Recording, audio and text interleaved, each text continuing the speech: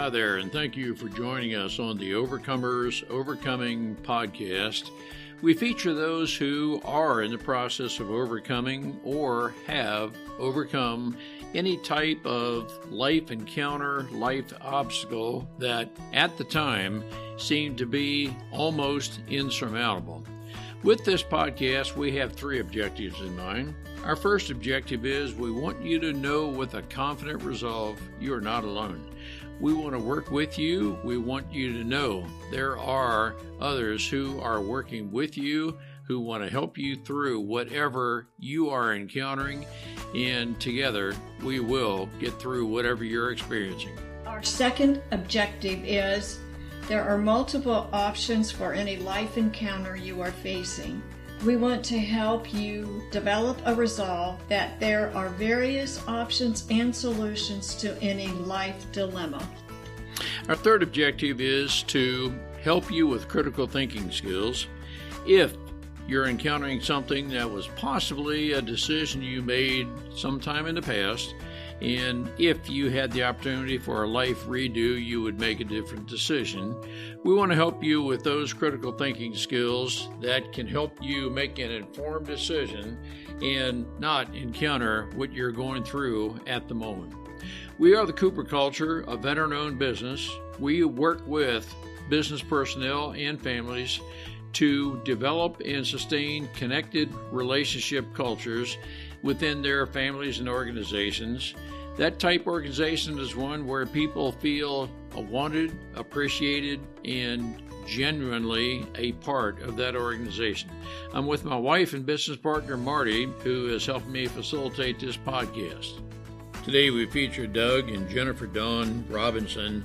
We have featured them individually in the past, but today we feature them as the dynamic duet in which we learn from their individual life experiences and notably their first date, how they have enjoyed each other for 13 years of marriage as of this recording.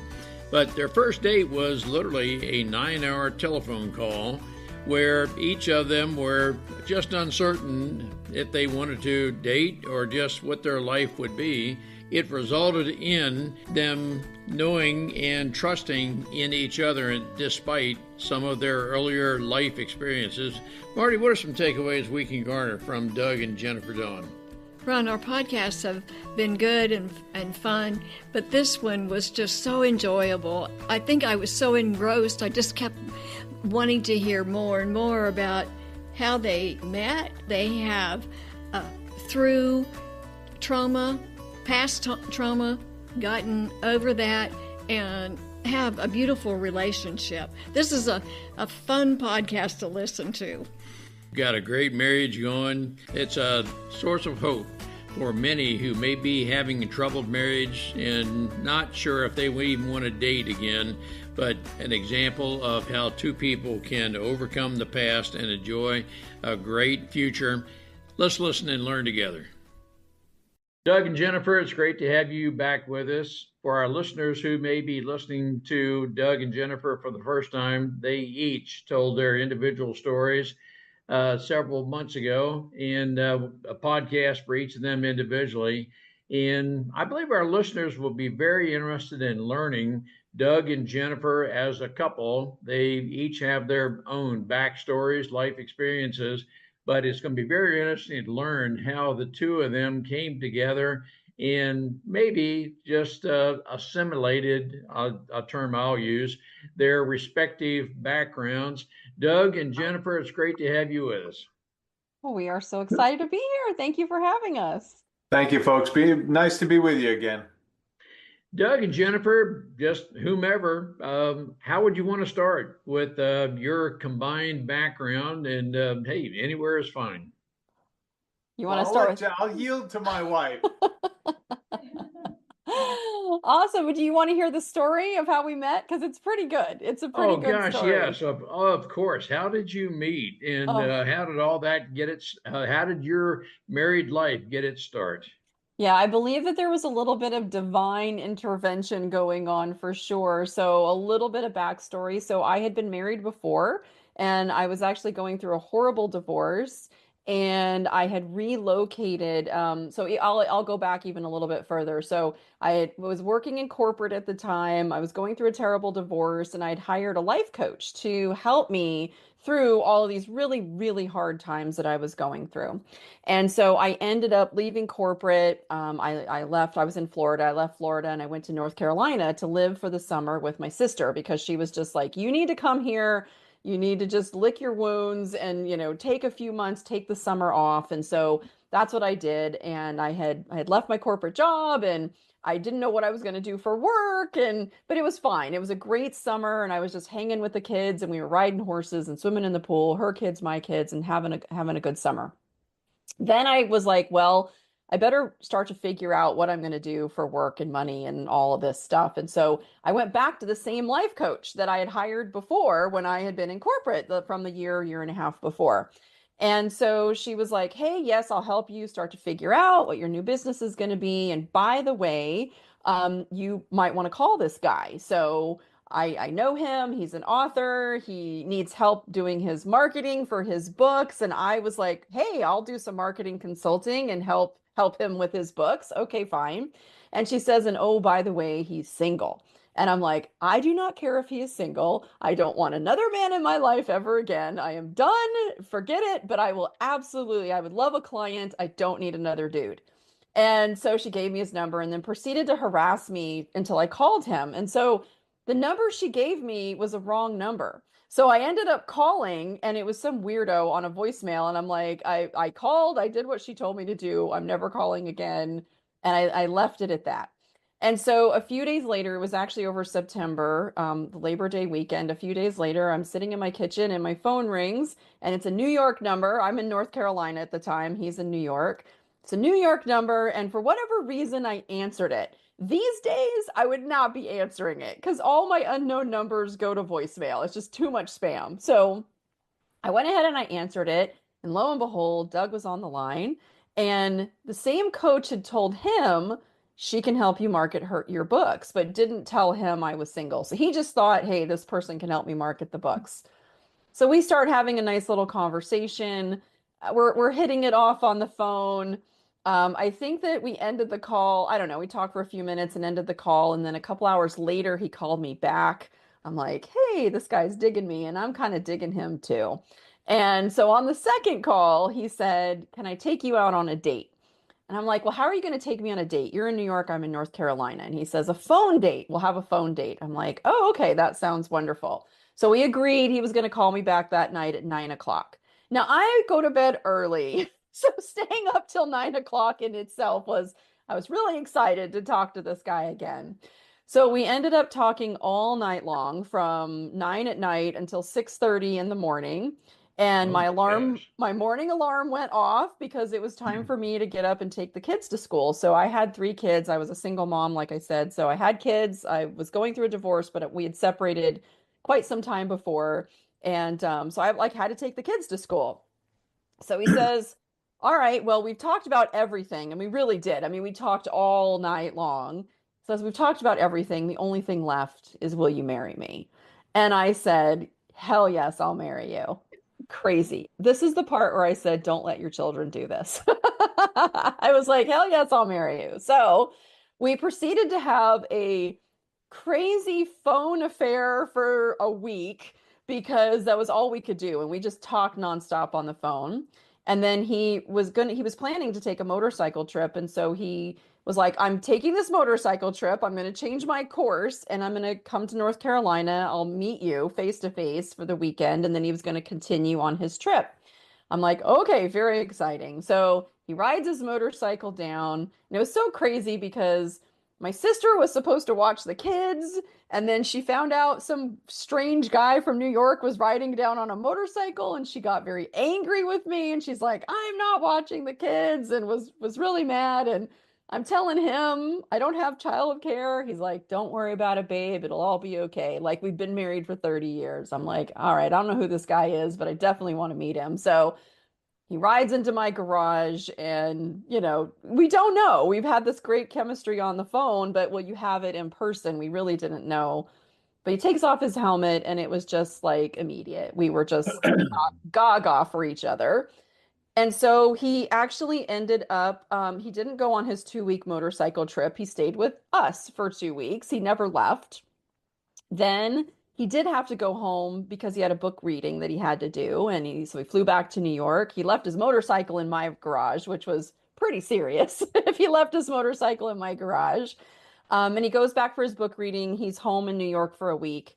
And then he basically just says, I can't live without you. He packs his car and he drives down. And we have been together ever since. So we literally went from two separate people to instant family. I brought all the kids and the animals and the craziness. He brought himself into the madness, but jumped in with both feet. And then a year later, we relocated to New York. And a year after that, we actually made it official and got married for real. And so that was, oh gosh, honey, this year will be 13 years. So that was 13 years ago that all this fun stuff happened. So, and we've been going strong ever since. So did I leave anything out, Doug? Yeah, there's some other smaller details. For instance, the woman that she had met to be the life coach, she only met her randomly once. She had gone to a women's group, and the woman had started like years earlier, but never attended it any longer. And she just happened to show up the same night Jennifer had showed up, and therefore that's how they met. I met her random, this life coach. I just met her randomly when I would play Words with Friends online. And sometimes you could play with actual friends, or you could just hit like, play with a stranger or whatever. And so that's how she and I met. And you have this little sidebar we can have comments, and she and I had become a little friendlier, and she had said, "Oh, this woman can help with your books." And it was funny. She kept peppering me like, what do you think about a woman with kids?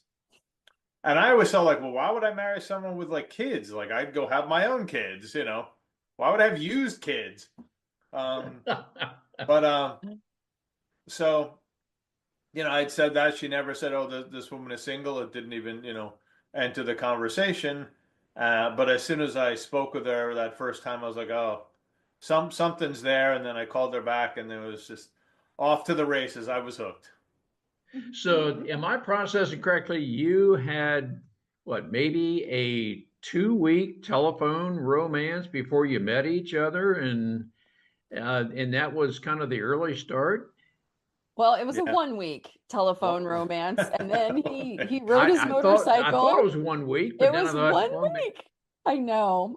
No, it's not something you would tell the kids. Yeah, this do this. No, we would shun the children. We'd lock them up. Yeah. wow.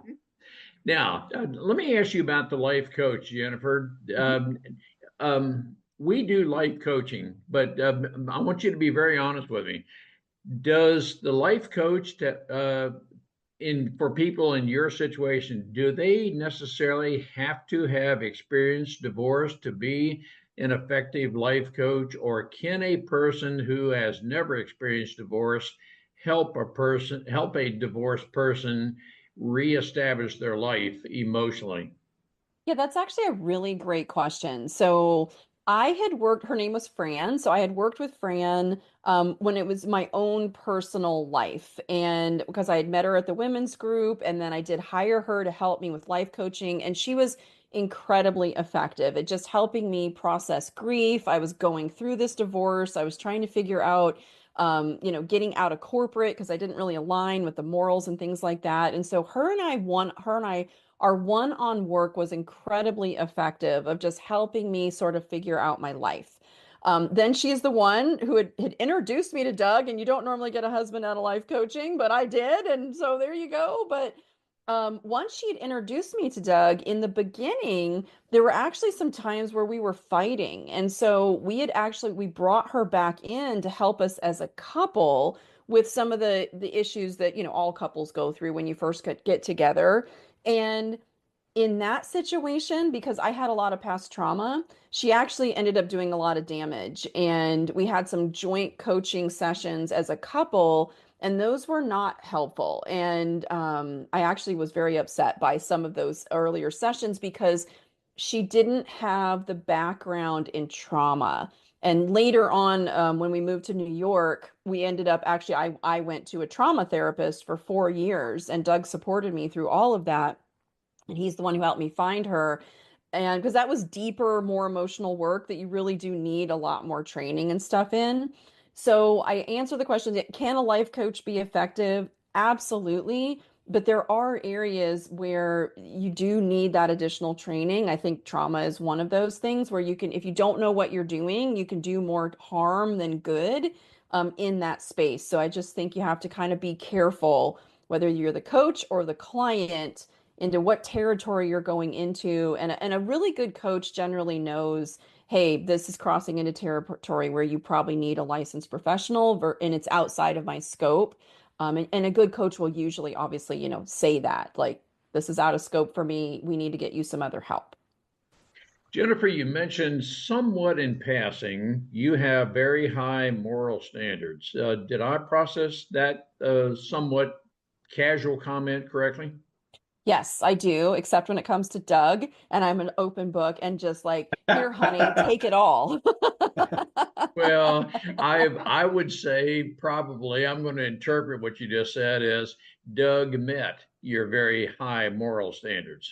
Yes, for sure. And so, and I have no intention of getting into livid detail, but was the trauma of your divorce related to moral failure? No. So the trauma actually came from earlier on in my childhood, and I speak very openly about it. And so the father who raised me, so I never knew my biological father. The father who raised me was sexually abusive. And so that really kind of carried into adulthood and really affected my intimate relationships. And so it definitely came into the divorce that I had gone through, but I hadn't healed from a lot of that, and I just didn't know any different. And so when I met Doug, and this was this amazing relationship, and I didn't want it to end in divorce, he was really the one that, in my world, he was worth doing that work on myself for, um, not other people. So, and I did work with a trauma therapist for 4 long years, and those were pretty intense years and lots of intense healing. And he was obviously very supportive through all of that. And now all that stuff is healed. So, but it came from very early on in childhood, carried into my relationships, and then luckily I was able to heal all of that with Doug. Doug, when on your first 9 hour date, telephone date, did you, uh, please, Jennifer, I want to ask the question in this way, but I hope you're not offended. Doug, did you know you were taking on a project? Um, well, on the date, no. I mean, it was, I hadn't, it was just me meeting her, spending time with her. So, um, I was so taken by her, like a door opened inside of me, or some information came in that I couldn't put away. I couldn't run from. I couldn't. It was like a tide. You can't fight the tide. And so it was just so swept up in sort of the energy, this attraction, like this person I've met after 40 plus years, um, whoever she is, whatever she is, I'm in. And not to say all of a sudden trying to parent was easy. That was very challenging. All of a sudden, add water, have 3 kids, so to speak. So there were real challenges there because been a bachelor, sure, I dated and whatnot, but I'd never been in that kind of situation. Now there are other people relying on me, not to just to provide, but to provide emotional support, intelligence support, parenting skills, which I didn't really have, so there was some challenges with that. But no, I did not know the project of um, three Who's kids. who's the project now, Dougie? Yeah, no, I'm a project. It's so We're all funny. projects in different ways.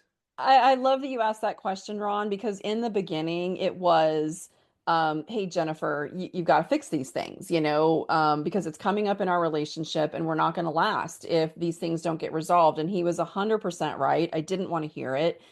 He was very instrumental in getting me in and working with the therapist. As I started doing this work and I started healing, my perspective started to change. And so what happened was then I healed and then I was able to actually see him differently and like, hey babe, like I fixed my stuff. Now you got to go fix your stuff. And it was like the roles kind of shifted and that's where he had some work to do. So I think that as a couple, nobody's really broken. We all have stuff. And if you're going to commit to the relationship, it means like, hey, we're probably both going to be projects here and we both need to support each other. So I love that question though. No offense taken. I was definitely a project, Ron, and I still am, to be honest.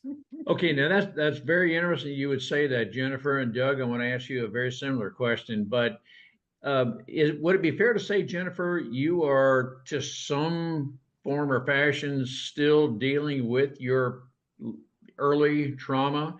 That do you have trigger points or activation points? I mean, do you have to deal with the past somewhat in that way, or would you say you're totally recovered from that part? I wouldn't say totally recovered because certain trauma does stay with you forever, but I would say that my trauma is 98% healed through a lot of hard work, many years of diligent hard work, learning the tools. But the biggest thing is that when I get triggered, I can now recognize it and I have the tools to get out of it very quickly. So I would never say, oh, I'll never have another trigger. That's nonsense. But when I was going through the work, I was triggered on a daily basis. I mean, it was pretty intense and pretty deep and it was awful, really. It was just an awful thing to get triggered and go into these spirals of fight or flight and all of that. So, but I did the work and it's possible to really heal a lot of this stuff and then learn tools so that when you do get a trigger, you can handle it really effectively. Now I help my clients deal with it as well because I've been through it myself. So yeah, I mean, I could still get triggered, absolutely, but it doesn't happen very often. And when it does, I know how to catch it and deal with it now. I think the importance of what you just said, Jennifer, and Doug, I want to ask you some a similar question, is you never expunge the past. Yeah. It's always there. It's just a matter of what may trigger some of the emotional recollection. Is that an accurate statement, Jennifer? Yeah, absolutely. I can feel it now. Before, when you get, I got would get triggered, it would just carry me into that emotional state, and I didn't even know what was happening. I was just in this really heightened emotional state. Now I can feel it coming on. I'm like, oh, oh, oh, look at that. I'm getting triggered. I have the awareness. I can notice it, and I can do something about it. So, yeah, but you're not going to ever be able to, especially for deeply traumatic things, just completely rewrite it. But you can certainly heal a lot of it. Wow. Well, I'd Doug, like yeah, to interject if that's okay, Ron. please do. So, something I've learned through the relationship with Jennifer is, we're mirrors to each other, and we hold each other to high standards. We expect a lot. I expect a lot from myself in life. She expects a lot from herself. So, but within that, there needs to be a safe space for healing, for being vulnerable, for bringing those raw places forward that maybe we feel shame or we feel the most vulnerable. And that's a scary place, right? To be bringing those type of things forward. But when you do, you build muscles, you build strength, you build resiliency, and this is how you become that person that we all sort of long to be. So, yeah. Well, it's very interesting you say that, Doug. Did you feel you had developed, you recognized that quote safe space with Jennifer during that first 9 hour conversation? No, no, that was just getting to know you and, really just who is this remarkable woman and this power um that I felt speaking with her and that after seeing her that week or so later and why I stayed with her for 2 weeks is like I waited 40 plus years to meet her. I can't live without her. Okay. But no, I didn't know obviously what I was getting into. She didn't know me either, other than this, when you meet someone, it's just overwhelming. You don't know all the gooey details. You just know this person's amazing. I want to spend time with him or her. Well, and I'm going to interpret what you just said, Doug and Jennifer. You would seem to be the same way. Hey, it's worth investing even more into the relationship that's off to a great start. That's what it seems to be. I'm willing to invest in the time and whatever else it takes to get to know each other even better. Yeah, it's not an intellectual pursuit. It's a feeling, emotions, just, emotions guide our lives. And that's what it was. We just got run over by these emotions or pulled down the street, and there was no saying no to them. Wow. Now, Jennifer made the comment that the roles have been reversed. And I'm going to take that into context of life coaching. Doug, do you feel at liberty to talk about any of your past, the trauma and so forth? Yeah, Jennifer's trauma was more overt. It was more obvious, what had happened to her physically, and emotionally. What,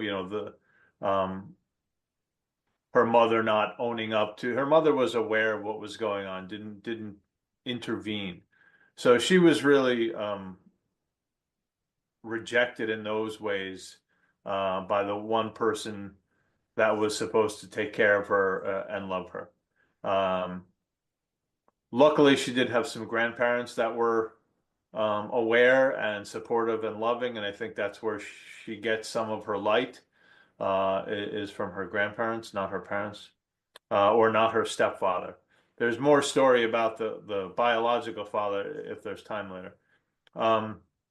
Regarding who has a hand up? Oh, I Oh. saw that, and we did not Okay. intentionally do that. But with me, mine was, so I good parents. I was not physically abused that I'm aware of.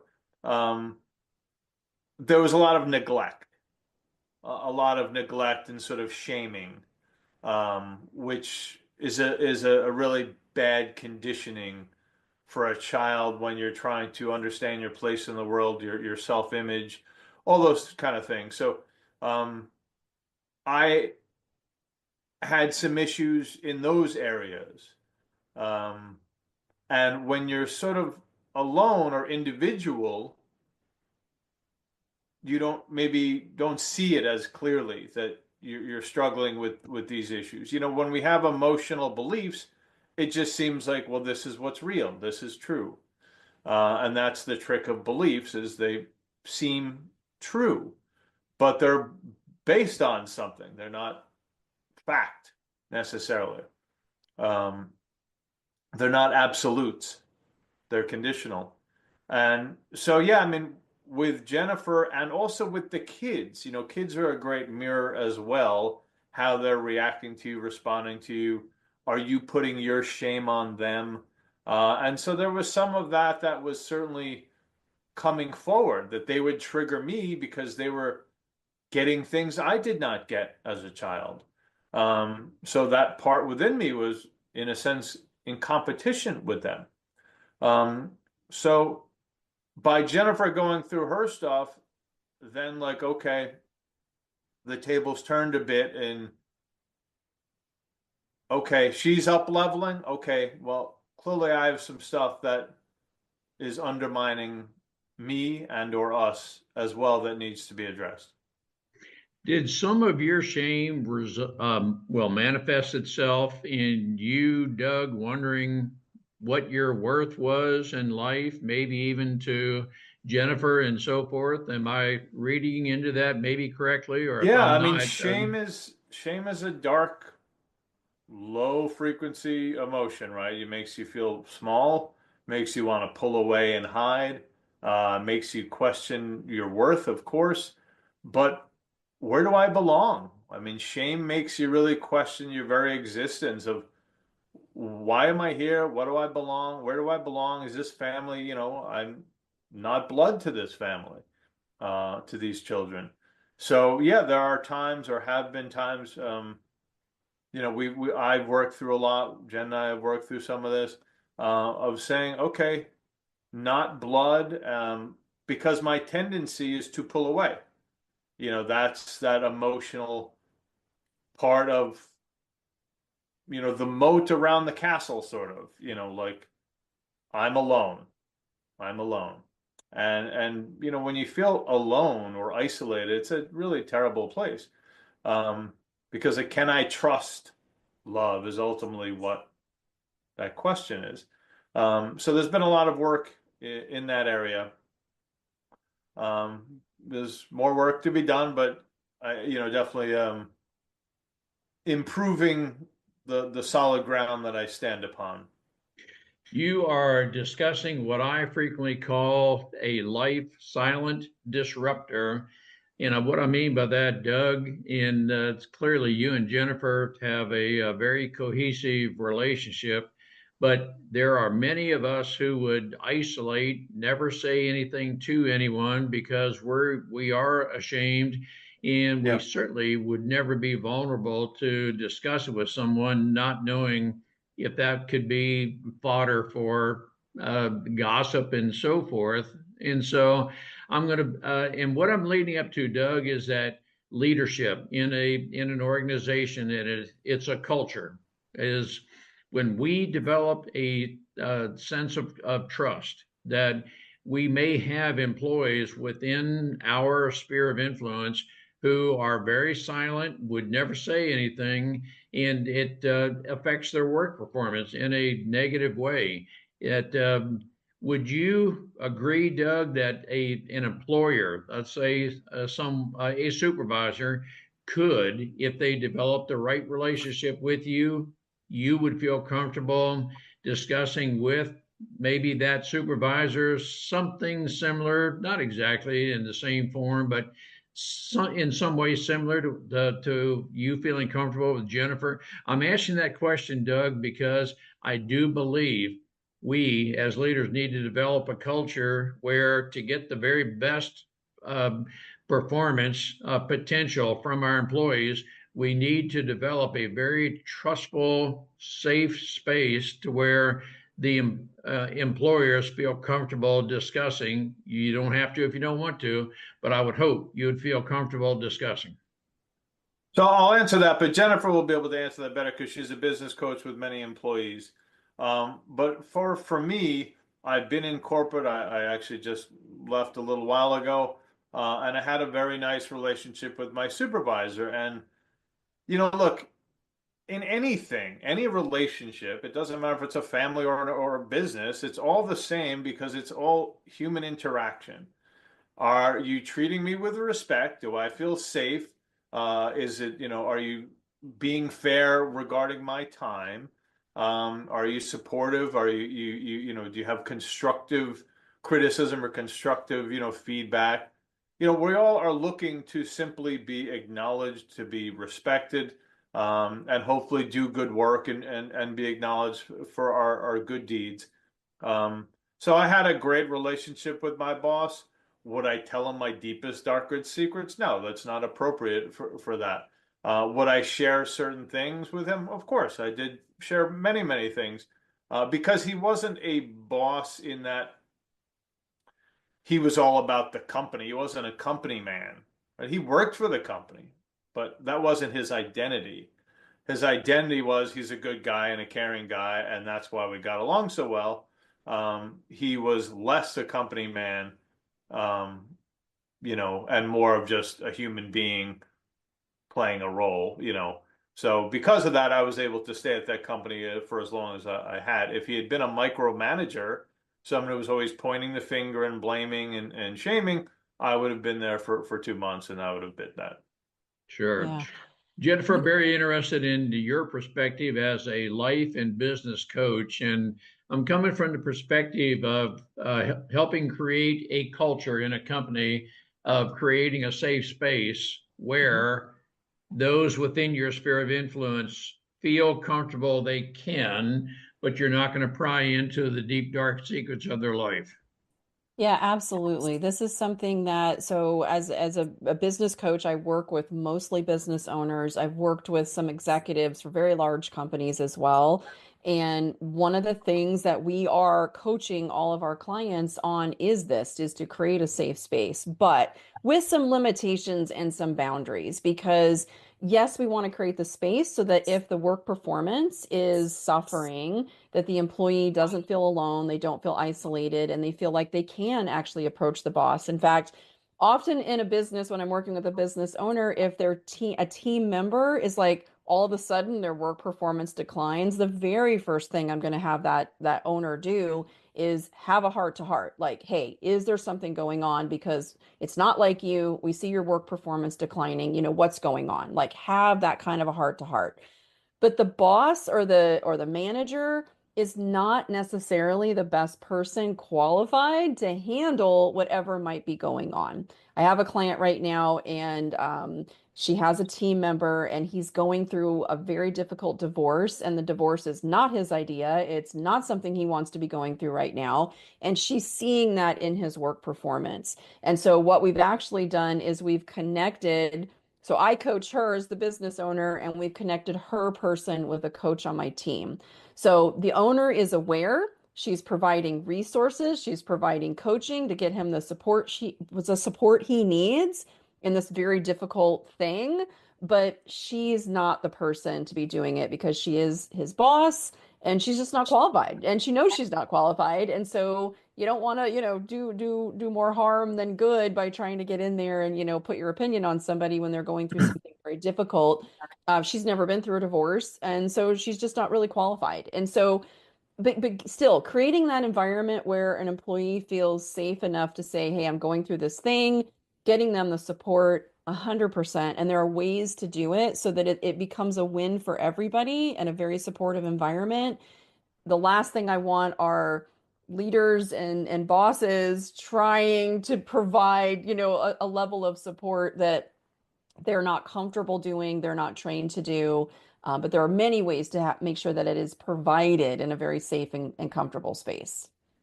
If you were working with a CEO, and I'm coming from the perspective that a company culture is, from my perspective, established at the senior level, but if you were working with that CEO who wants to establish a psychologically safe culture, do you help train that CEO to help his or her employees to know what their limitations are? I'm going to use the term limitations, or maybe full up capabilities that, I have care and compassion for you, but there's a better person to work with you who understands what you're going through better than I do. Is that somewhat an accurate summary of how you work with the senior leadership? Yeah, that is absolutely accurate. And that we do, and we love working with leaders who have that self-awareness and want to create that kind of a culture. But yes, absolutely. Helping them to understand where the limits are, helping establish processes for how you handle these situations. Because if you, as a CEO, have never had to handle a situation like that, you may not know, like, hey, what is the right thing to do here? But yes, that is something we work with our CEOs on, of how to handle it and to create processes around it.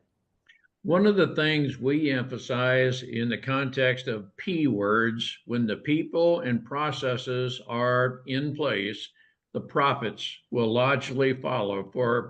For-profit businesses, there are a lot of businesses who focus on the bottom line, the money. And of course, you have to have a positive cash flow. We understand that. But when you first emphasize the people and processes, it is our perspective that the profits will logically follow. Do you adhere to that? And it's fine for you to disagree. No, we absolutely adhere to that. In fact, my philosophy is if you only have a business that makes money, you have a poor business, because there's so much more that you can do good in this world. That's my personal belief. So yes, of course, the money is important. We want to make money, but in our coaching, we want to coach our business owners on having more than just a business that makes money. Wow, that is great. And so bringing on the right people, is that largely a function of values and your past performance in whatever area? Might be a little bit secondary to your values, but I guess what I'm asking you, Jennifer, what do you look at as core principles to bring on the right people? Well, great question. And so the first thing that we've done, and I encourage others to do, is get clear on your core principles, your core values of like who you are, what you stand for, and what's important to you. And when you have that kind of clarity, then you can bring it into the business in your hiring, your firing, your disciplining, your rewarding, like all these different areas you can bring it into your business. So when we are hiring people, we absolutely, I would say the first thing I'm looking for is the right attitude, the right mindset, the right value, like the right kind of person. Doug, we joke about this. I say that I need my people to be on brand for JDC because there's a certain type of personality. You know, they show up, they get the work done, they make a mistake, they own it, they fix it, they're honest, they're loyal, like some of these great characteristics of the people who work with us. And so they've got to be JDC on brand first. And then the second is going to be, yes, their skill set, their experience. It's not that it's less important, but when we're making a hiring decision, we want the right person first, then the right skill set. I can train the right person to be able to do what I need them to do. So that's kind of the approach that we use when we're hiring. Oh wow. I am so avidly on target with you, Jennifer, right there. Jennifer and Doug, I enjoy this, but I want to ask Doug, you know, he married into a family and excuse me, was not used to having a family. So how do you create a relationship with um, Jennifer? How did you create a relationship with Jennifer's children? And hopefully it's all worked out. So there's probably a father or a mother out there that is not the biological person, and they want to know just how they can have a great relationship with their children. That is a fine question, Marty. I think I was just tried to be myself, was really what it came down. I didn't try to act as if I was their father. I didn't try to, I mean, it's tricky because you're entering their lives too. They're not just entering my life. So, the little one, I'd spoken to her on the phone a few times and we just fell in love with each other. She was 3 at the time. So just sweet and full of love and joy. The boy also, he was a little more reserved and quiet, but he had we played frisbee, so we did things that were fun.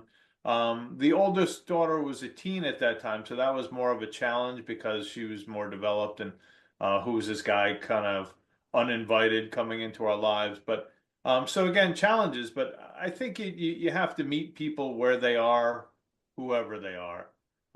Is there some magic pill for it? I don't think so. But ultimately, you have to be genuine. Kids will see through you if you're not. But you stumble forward, hopefully. As you look back, Doug, how long would you say it took for all three to fully accept you? That's a loaded question, Ron. Um, I think the younger two the youngest one accepted me quickly. The boy fairly quickly as well.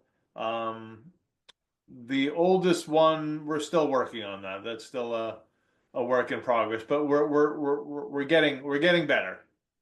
No, We're thank getting you for better. that candor, Doug. I appreciate that. I can only suppose each of the five of you may have various forms of resentment and so forth that maybe you have to work through, and that's just one of those things. It takes time, it would seem. Yeah.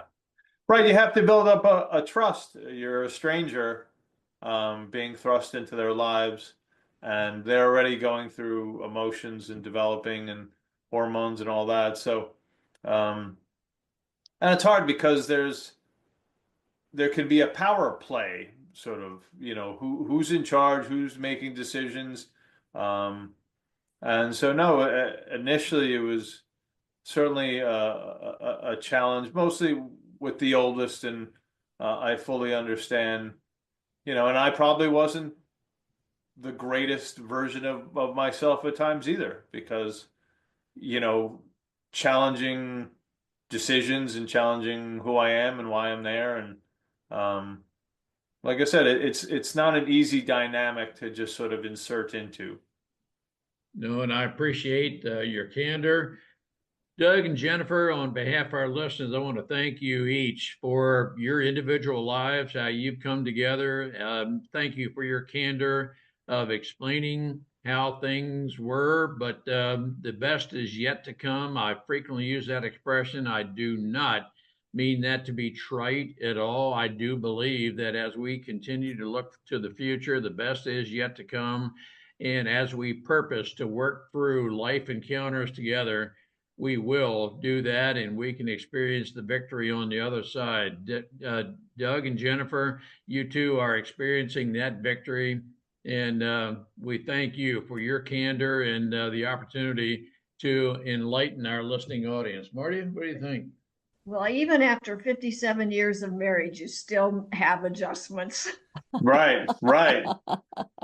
Wow. Well, congrats on that, though. That's wonderful. Yeah.